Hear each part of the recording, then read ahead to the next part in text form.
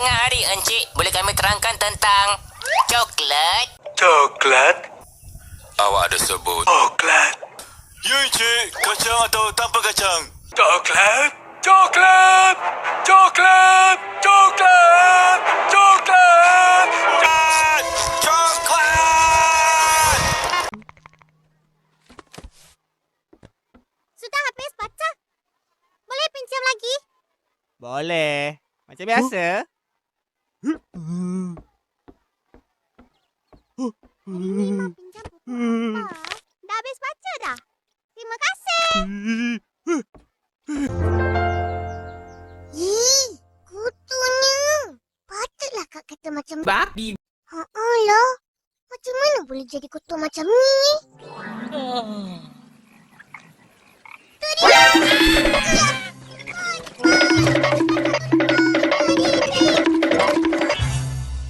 Kenapa ni?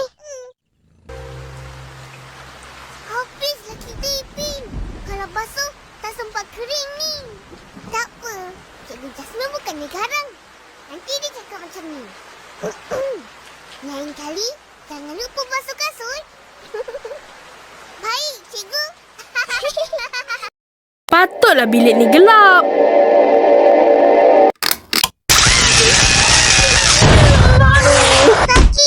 Allahu Akbar. Atan, cepat panggil Umi. Astaghfirullahalazim. Apa dah jadi ni? Alif tak tahu. Alif terpasang switch, lepas tu Aiman terus jatuh ke tanah. Aiman? Aiman dengar suara Umi tak? Alhamdulillah, Aiman masih bernafas ni. Aiman, buka mata sayang. Buka mata Aiman.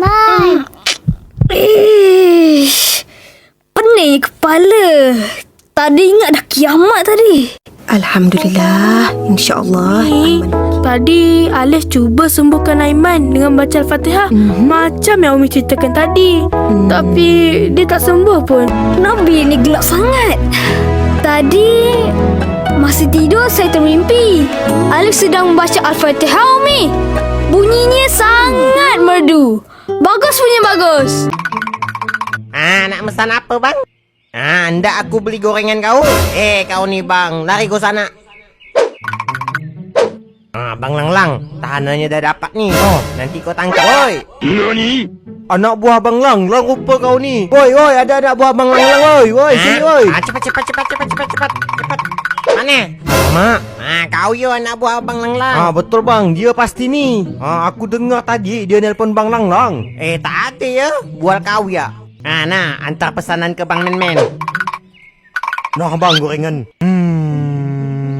Ngapa pula ada bulu ketek ni? Bulu ketek pala kau, makan ya situ. Antarkan lo gorengan ni. Iyalah bang. Hati-hati kau ya, abang itu bahaya tuh. Oke bang, oke. Ni bang gorengannya. Nah bang. Alamak, dah berkuman gorengannya. Kenyang dah aku. Balik lo. Aduh, apa men ni? Bang Lang, kau rupanya Tok Lang. Ketahuan kau kan? Curiga aku dengan kau dari tadi ni. Alamak, habislah aku. Tengok Kak. Mana kita orang tahu ambil ayam goreng perasuah? Akak tahu nak marah je.